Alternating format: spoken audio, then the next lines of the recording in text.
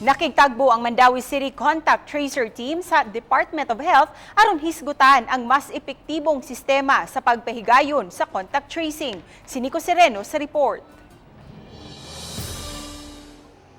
Kung kaniadto makuha ang resulta sa swab test, usang ngadto sa duha ka adlaw karon na sa pagkagabi. Gitataw ni Attorney Julio Cesar Entice, pangu sa Mandawi City Contact Tracing Team, usa kini sa nakapot human sa pakigtigom sa taga Department of Health kaganihang buntag. Yeah, time is of the essence in contact tracing.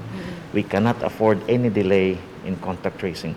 The sooner that we get the result, the faster is we can react to it. Samtang gitataw ni Entice nga mibalik og kumpiyansa ang mga tao nga misangpot sa pagsaka og balik sa mga kaso sa COVID sa dakbayan sa Mandawi. Subli niyang gipadayag ang kaimportante sa pagsulob sa face mask.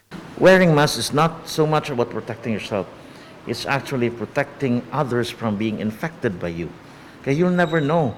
There can be asymptomatic case. You'll never know if you have COVID. Sa case bulletin sa Department of Health Region 7 kaghapong adlaw, musumada na sa 688 ang active cases human sa dadugang nga 47 ka mga bag-ong kaso nga natala. Uban ni Godfrey Relien, Nico Sereno, Balitang Bisdak.